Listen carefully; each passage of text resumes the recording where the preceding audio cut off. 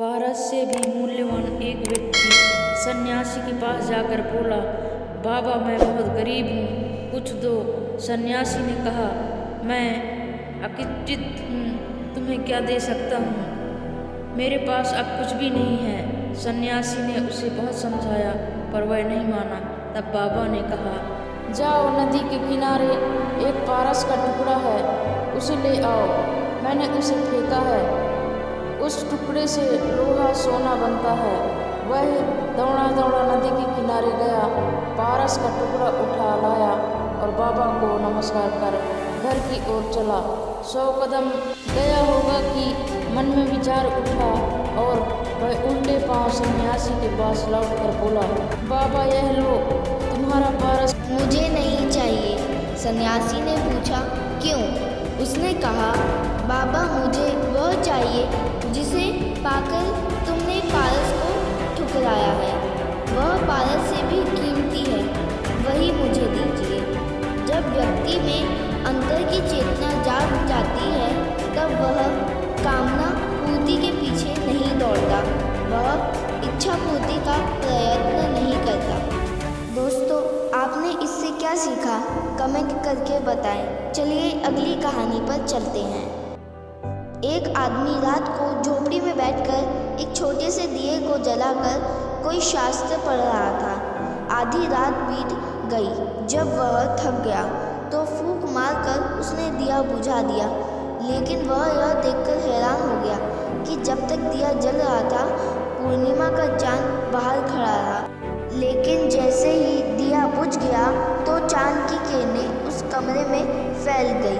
वह आदमी बहुत हैरान हुआ यह देखकर कि एक छोटे से दिए ने इतने बड़े चांद को बाहर रोककर रखा। इसी तरह हमने भी अपने जीवन में अहंकार के बहुत छोटे छोटे दिए जला रखे हैं, जिसके कारण परमात्मा का चांद बाहर ही खड़ा रह जाता है।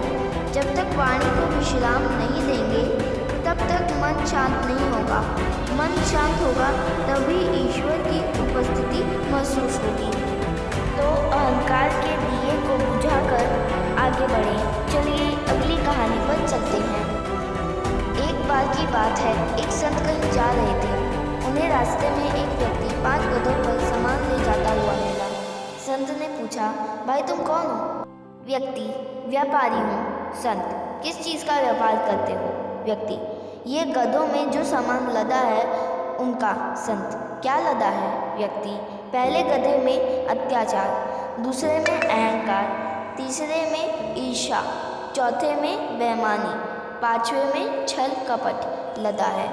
संत, इन्हें भला कौन खरीदता है? व्यक्ति, अत्याचार सत्ताधारी खरीदते हैं। अहंकार संसारिक लोगों की पसंद है। विद्वानों को ईर्ष्या चाहिए। बेईमानी व्यापारी वर्ग लेते हैं और छल कपट महिलाओं को कुछ अधिक ही पसंद है। और मेरा नाम तो आपने सुना ही होगा, मुझे शैतान कहते हैं। सारी मानव जाति भगवान की नहीं मेरी प्रतीक्षा करती है। मेरे व्यापार में लाभ ही लाभ है। संत, पर तुम जा कहाँ रहे हो? व्यक्ति, खरीदारों की तलाश में। इतना कहकर व्यक्ति चला गया। वह व्यापारी आज भी ग्राहकों की तलाश में घूम रहा है। सावधान रहे उसके ग्राहक ना बने, क्योंकि ऐसे लोग आपको आपके मार्ग से भटका सकते हैं। तो चलिए अगली कहानी पर चलते हैं। एक फ़कीर की बेहतरीन बात। एक फ़कीर नदी के किनारे बैठा था। किसी ने पूछा, बाबा क्या कर रहे हो? फ़कीर ने कहा, इंतज़ार कर रहा हूँ कि पूरी नदी बह जाए तो फिर पार करूँ। उस व्यक्ति ने कहा, कैसी बात करते हो बाबा? पूरा जल बहने के इंतज़ार में तो तुम कभी नदी पार ही नहीं कर पाओगे। फ़कीर ने कहा, यही तो मैं तुम लोगों को समझाना चाहता हूँ कि तुम लोग जो सदा यह कहते रहते हो कि एक बार जीवन की जिम्मेदारियाँ पूरी हो जाए तो मौज करो, घूमो फिरो, सबसे मिलो, सेवा करो। जैसे नदी का जल खत्म नहीं होगा, हमको इस जल से ही पार जाने का रास्ता बनाना है। इस प्रकार जीवन खत्म हो जाएगा, पर जीव के काम कभी खत्म नहीं होंगे, चाहे अब कुछ भी कर ले। क्या आपके भी माता पिता, दोस्त या फिर रिश्तेदार आपको ऐसा कहते हैं कि एक बार स्कूल खत्म हो जाए तब तुम अपने मन की कर सकते हो। कमेंट करके ज़रूर बताएं। सुंदर घोड़ा।